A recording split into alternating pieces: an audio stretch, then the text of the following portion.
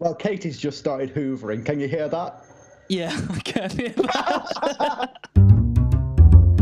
Hello, and welcome to Generic Drift with me, Harvey Broadhurst, and my good friend Adam Bakewell. Hi. One thing before we get started, I just wanted to mention that when we were coming up with the name for the podcast, that was when I realised the word generic is obviously related to the word like general, as opposed to like specific or whatever. And I was aware of that. I was aware of that too. But what I wasn't aware of was that biological taxonomy with genera. I didn't ever realise the relationship between the word generic and general and genera. Was that something that I should have been aware of? I'm not going to claim that it was at the front of my mind, but I think that given the two words, I could have figured it out. Species as well. Species and specific. General, specific. That's how, it's how you remember it. I know, but I really like that. I didn't realise that. Perhaps that's embarrassing, but I don't know. I never thought about it before. I never thought about it. Anyway, that's the name that we've decided to go with. And you like the logo? Yeah, it's nice. It's a little amphibian-y creature. Yeah. A bit ambiguous, I think, as a creature. It's of undeterminable genera.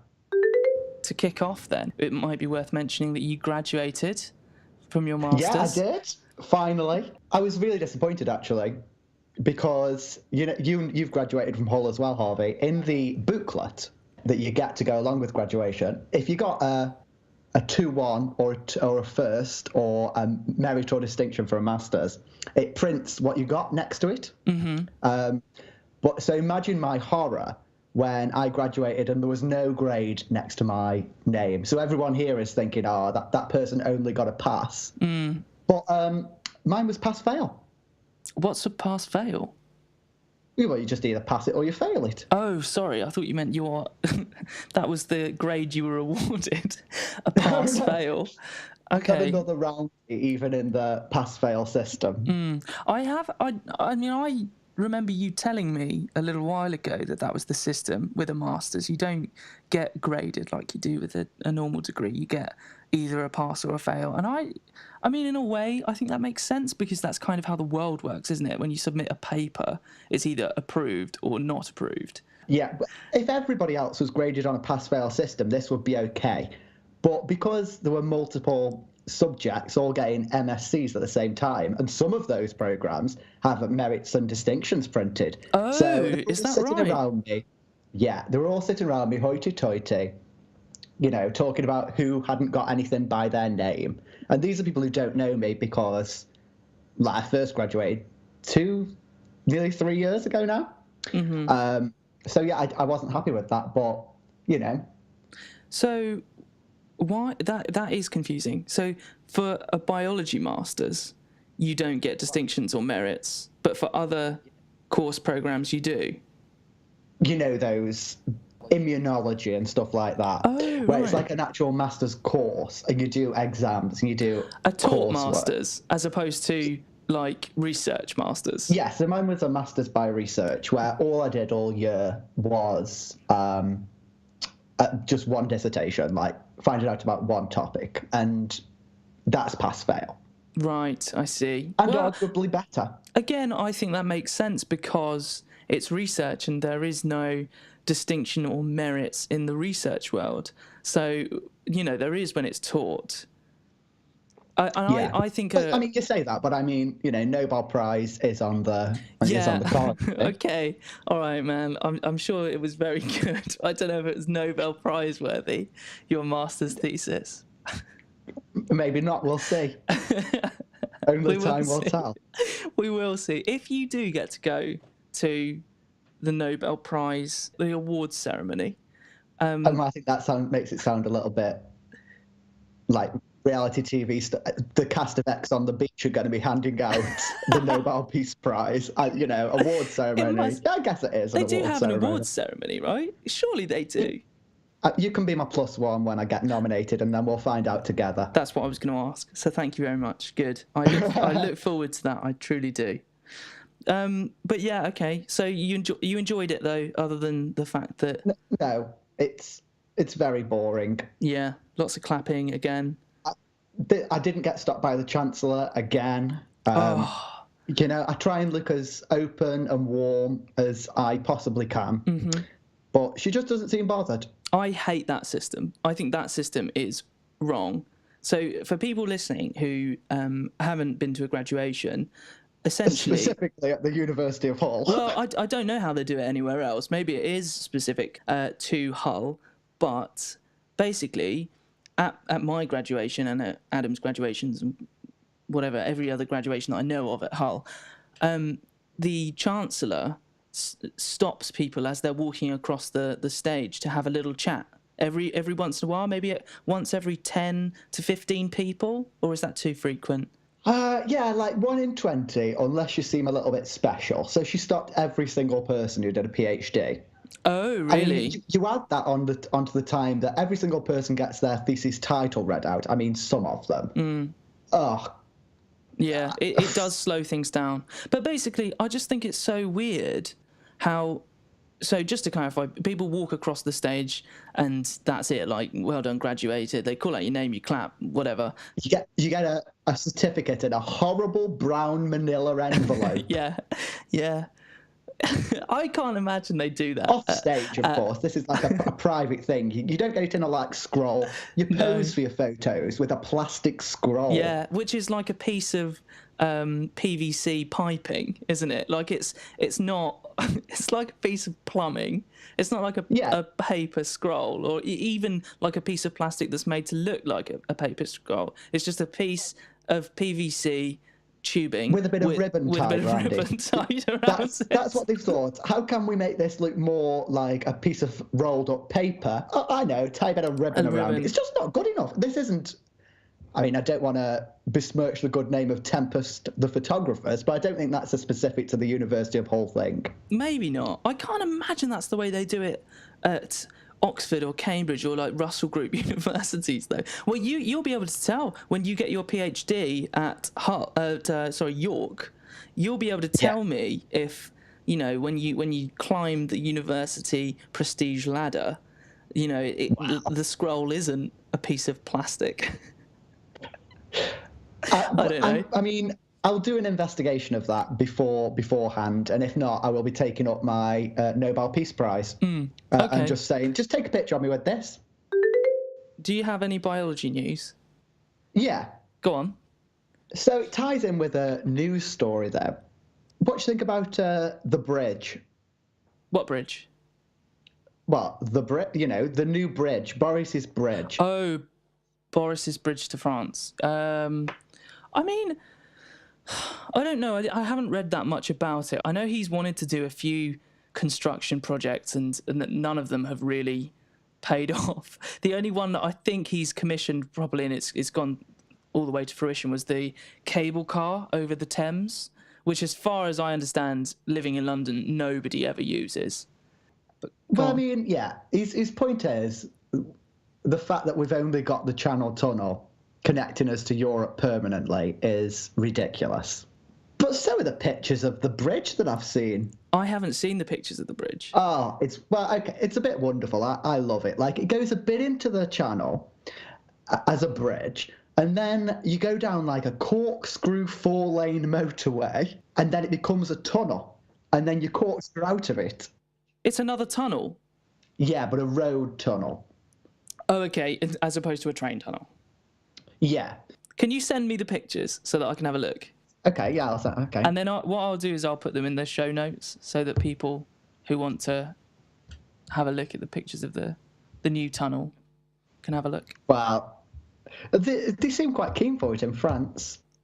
I didn't realise, as I did read this, I think it's only like 20 or 21, 22 miles between us, which I feel is a ridiculously short distance. And I didn't realise that. I thought it was much longer than that. When I was younger, used to get the ferry to France quite regularly, and it used to be like a 6-hour job. I think we would go from Dover to Calais, but it used to take 6 hours. So that's why I sort of thought, well, this is ridiculous. But 20 miles, that's doable.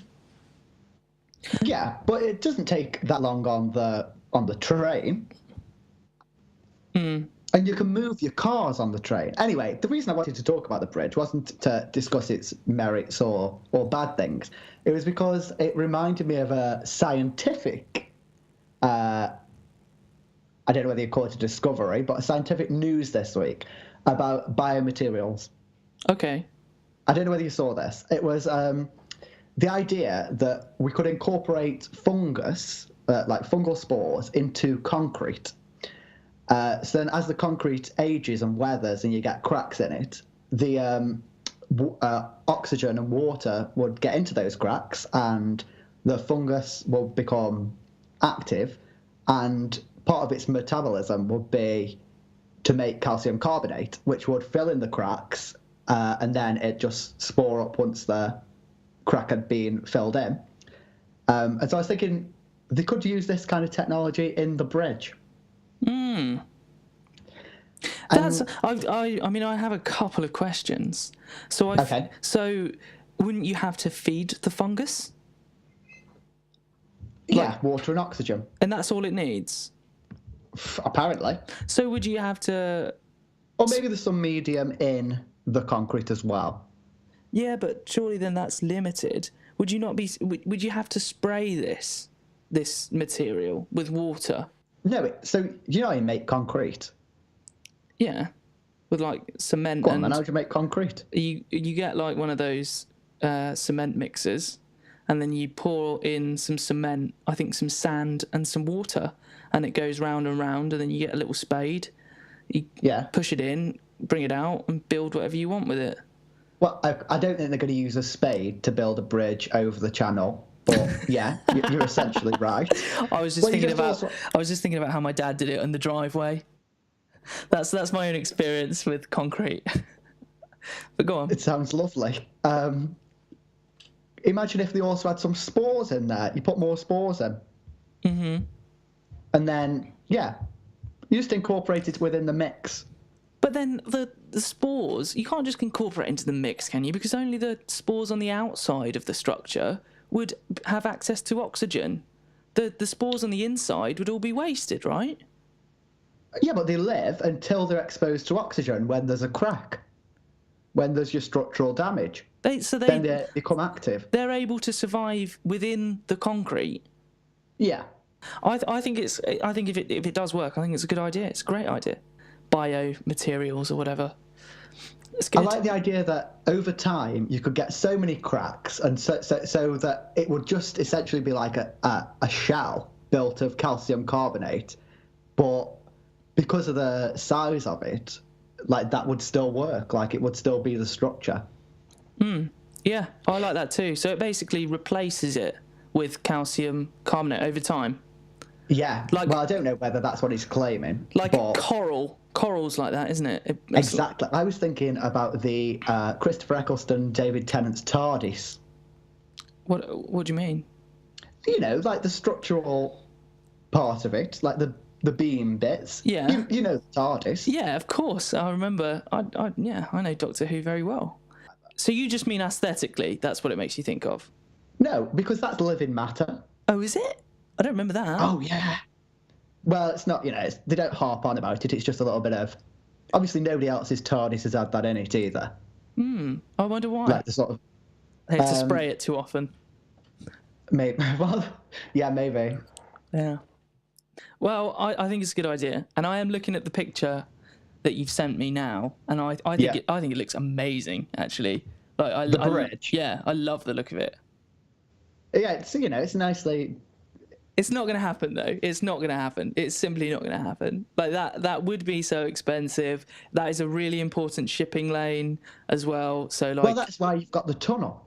Yes, I do get that. Although the graphic does show a boat going under the bridge. I suppose boats of a certain size would have to go over. Yeah, exactly. I'm worried about what this is going to do to the hovercraft industry.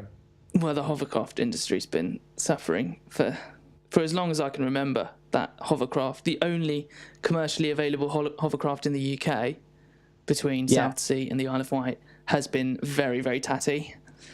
So the good thing about a motorway is you can just have an exit onto the Isle of Wight.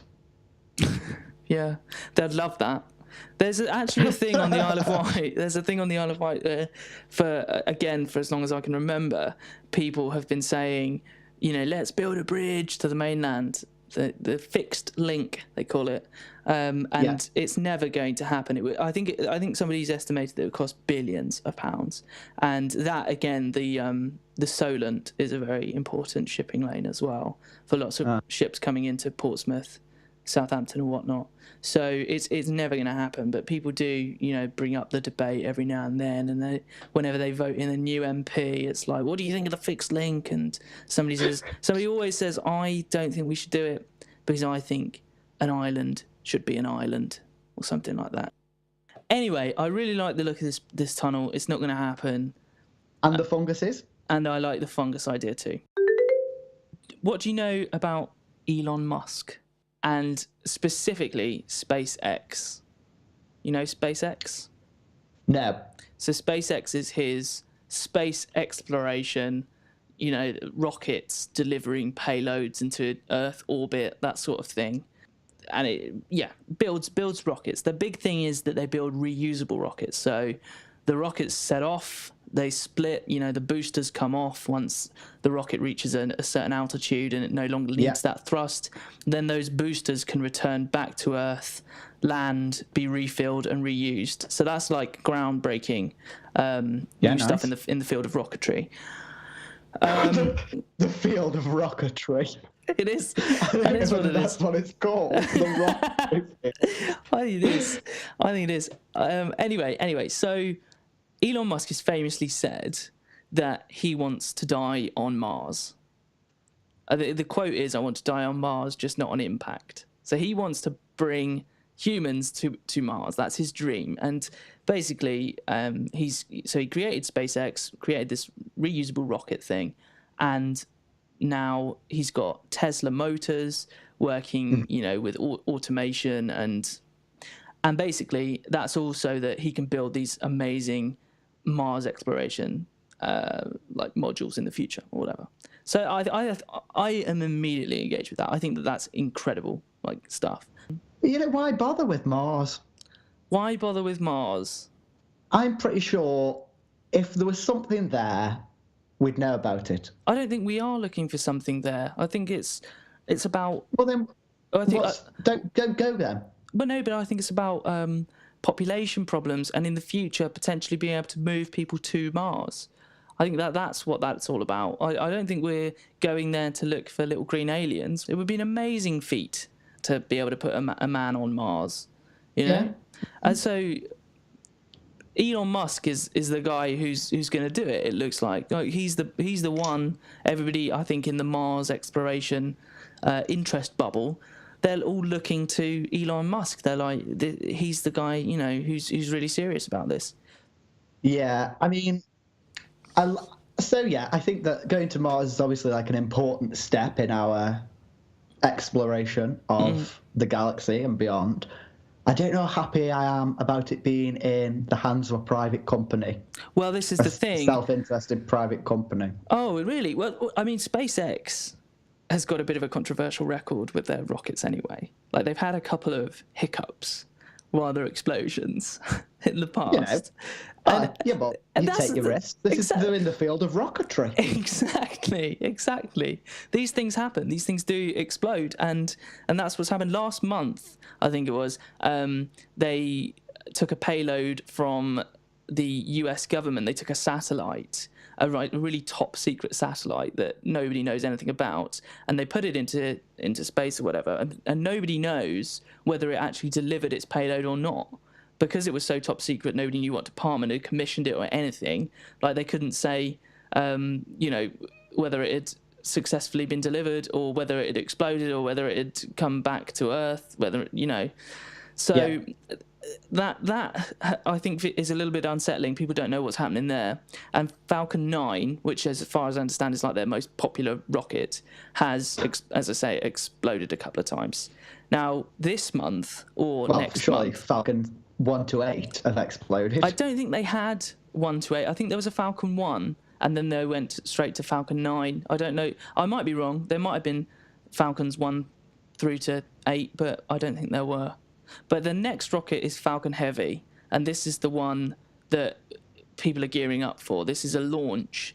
It's going to Mars, and its payload is going to be Elon Musk's personal Midnight Cherry Tesla Roadster, so his car, basically. And it's going to be playing David Bowie's Space Oddity on a loop all the way to Mars. And when it gets to Mars, it will go into a billion-year orbit. So, I mean, that's cool, right? You must think that that's really cool. Well, I think my obvious concern would be about the car's battery. Yes, obviously it's not going to last a billion years. I don't think you're going to get it to Mars. You think the car battery will go before then? Flat? Yeah, maybe. Yes. Won't it? It's going to take... You want to get to Mars? I've left my car battery in a garage for a couple of weeks and the car battery's gone. If you reckon they're going to get to Mars still playing the radio, he's got no chance. I think, what if he was using solar panels to recharge the battery? I don't know whether... I suspect he won't. I suspect he'll put it on a loop and it will go until the battery dies, which will be... I don't know how long. I don't know how long the battery lasts in a Tesla. I don't know. I'll be honest, me neither. But I bet it's pretty good. Better than your average Volvo, I suspect. So is that all that's going? Yeah, that's the only thing that they're putting in, I think. They usually use things like concrete blocks. Yeah. With or without fungus. And that, basically, I think the theory is, apart from it being a huge PR stunt, I think the theory is that the Tesla Roadster weighs the same amount as like a module that would eventually be able to transport humans. So it's like roughly the same weight. So it's a good indicator of whether we can get humans to Mars's orbit. Yeah, but I think he's doing it because of like a sentimental reason. Like he's saying, well, I trust that this car will be fine if I put it into orbit around Mars. I love it. It's my personal one. And it's going to be okay. So now a human can do it. I just don't think that's... Are they equatable? Maybe in weight, but not in humans' attachment to them. No. Well, I don't think it's about that. I think it is a PR stunt, really. It's so that it's something interesting to get lots of people watching the launch. But what if Martians find the car? We could be exporting dangerous technology across the... But there are no Martians. We know there's no Martians. Well... Mars is, I read this the other day, the only planet that we know of inhabited solely by robots. What about that, the bacteria? What bacteria? In water? I don't think there's water on Mars. There could be bacteria. There's going to be bacteria on Elon Musk's steering wheel. Yeah, but Elon Musk's steering wheel is not going to land on Mars. This thing is just going into an orbit of Mars. It's not going to actually land. They're not putting a lander up there. They're just putting something into orbit of Mars. Because presumably, if we do, or when we do send humans to Mars, we'll send up supplies first so that they, are orbiting Mars when humans get there, and then humans could rendezvous with the modules that contain these supplies, and then they can all travel down to the planet together, setting up an initial base camp or whatever with solar panels and fuel and all sorts of, I don't know, chess table, perhaps. Yeah, chess table, David Bowie on repeat. Exactly. Yeah.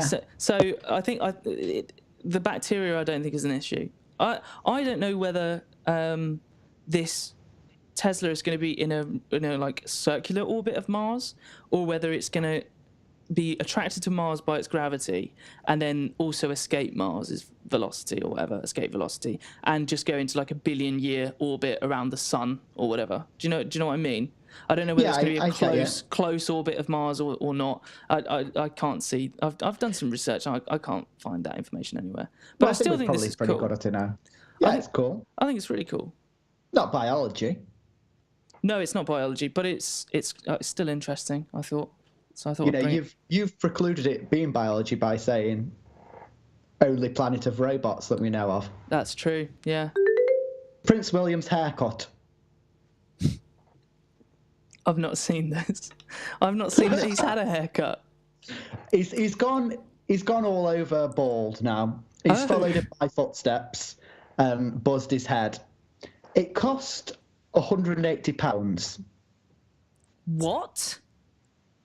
One, yeah, okay. I didn't know whether I had a delay there or you weren't being shocked enough, outraged enough.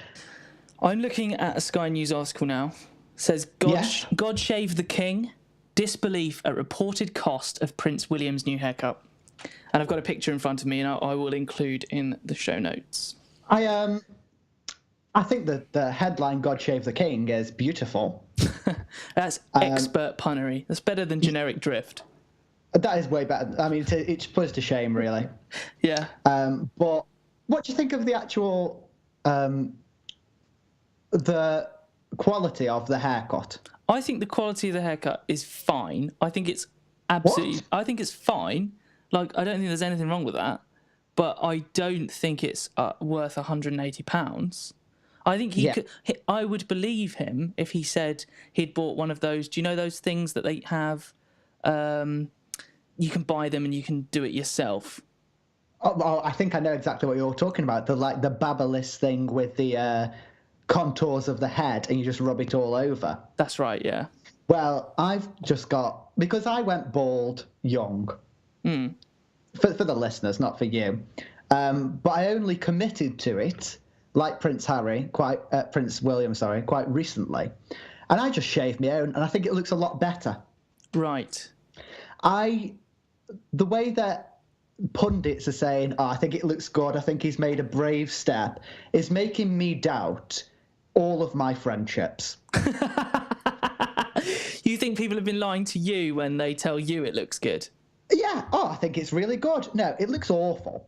I think his looks fine. I think your head looks fine too. I think you look better for having got rid of your hair.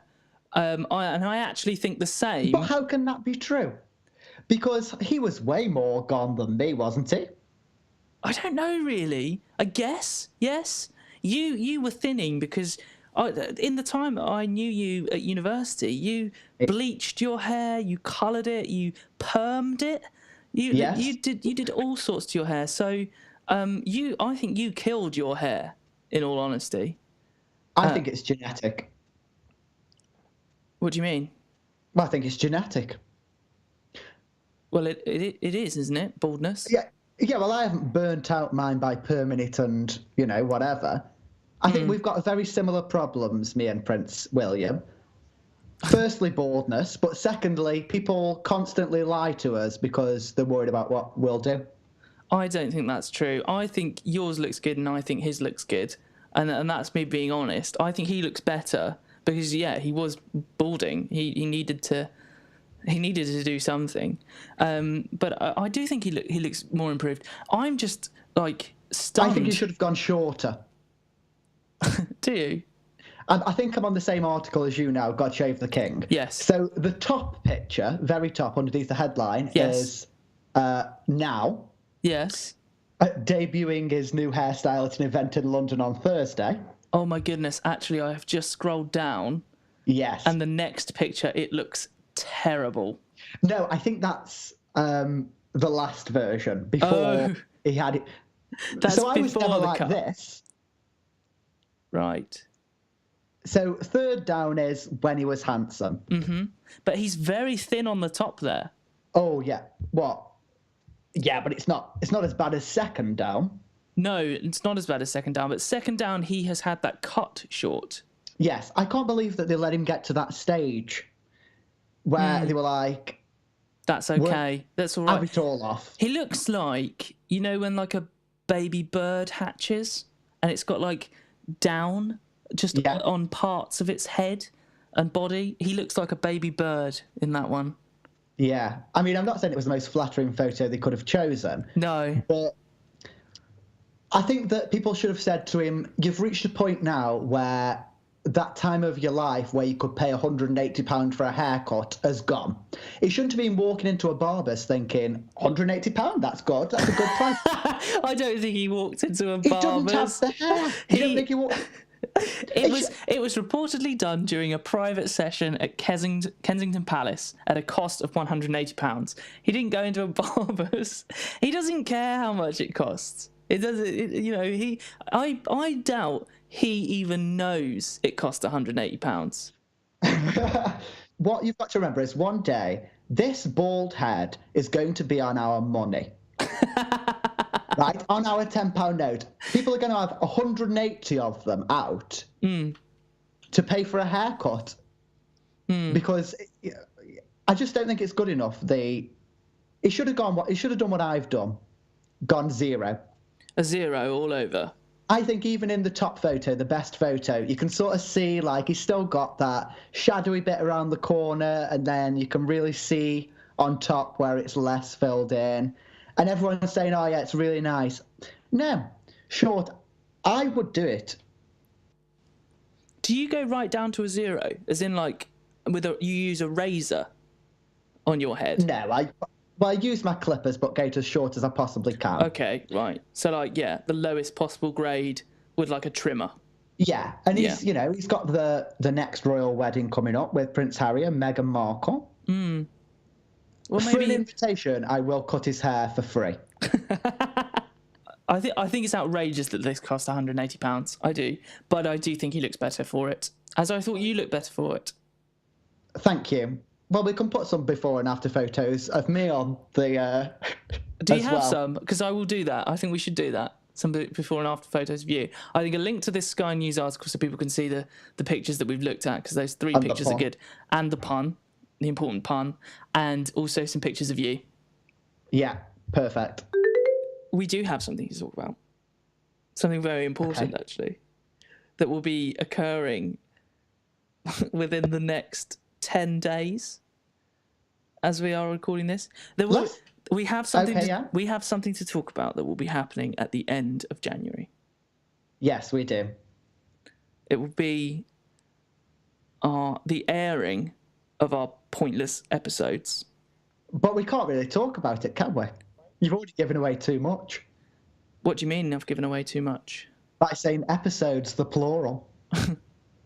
People after this intellectual debate will be expecting us to storm through to the final. I thought we would do better. But I don't want to give too much away. I just have. But how are you feeling about our pointless episodes being aired? I'm feeling remarkably anxious. Yes, me too. I'm very worried. I didn't think I would be, but I think I've just spread the news too far around that now so many people will be watching it. Not even whether we win or lose. Like, I just can't remember how I was. And also, I had all of my wisdom teeth out. You did. 3 days before I went on. So, you're going to be uploading pictures of me with hair so that you can sound better than Prince William. But with my horrible wispy hair and swollen face, I just don't think it's going to be a good debut for me, No, I that's true. And I'm not worried about my physical appearance. Well, I think I looked okay. Yeah, you look nice. Thanks. I'm not worried about that. I'm just worried. So the people at work, for example, have put a reminder in the calendar and we'll be watching it live at work, which is a worry for me. I think people will be unforgiving of the fact that it is totally different when you're there than when you're sitting on your armchair watching it. It really is. And and without giving too much away, I just want people to have a little bit of sympathy.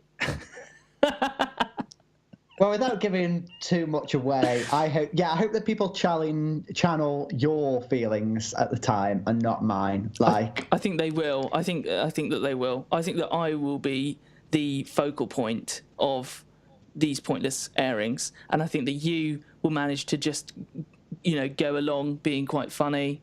You'll come off better than I did or will. Well, it's all in the edit, isn't it? Maybe they'll cut out all of my your quips. I wouldn't even call them quips. They were very lowbrow. Like, I mean, I accused my mother of not reading to me as a child. It's not like the peak of my comedy career. Yeah. In a way, I'm looking forward to it, but in a way, I'm very anxious. And I want people to appreciate. Go on. The people we were performing to were all pensioners. They were. That's true. That is true. I thought it was strange that before every episode that they filmed, they brought on a new wagon load of pensioners. Well, they bloody have to, or they'd be dead by the time they got to the third one of the day. Can't say that. Well, I mean, I think you can. It's only the internet, isn't it? yeah, I We're suppose. only putting this on the internet. Yeah. It's easy for when they have pensioners on the show to come across as jovial and like good-natured and there to have fun because they're performing for other pensioners, people with similar life experiences. We're millennials. True. We've had everything handed to us. We expect to get to the final. Yeah. Whether we do or not, you'll have to see. They will have to see. Well, I suppose the next time we record an episode, I think that the episodes will have aired, and we can revisit this and see what we both thought. And this is a good cliffhanger. Yeah, exactly. Well, a good opportunity for follow up, I think. So okay, all right. So, are you going to be watching it live? I am. I bought a TV especially. What's your TV like? Is it good? Well, our lounge isn't that big, so I couldn't go too big. It's not a smart TV. It's got the smart capabilities, so I can watch Star Trek. Okay. Oh, yeah. All right, good. Well, okay, fine. Well, okay, so the 30th and 31st of January. Yeah. Is that correct? At 5 p.m, is it, on BBC One? I think it's 5:15. 5:15. Check it before... Yeah, just get your Radio Times out. How are we going to round off? We need a round off. I quite like it when a podcast just ends. Just drifts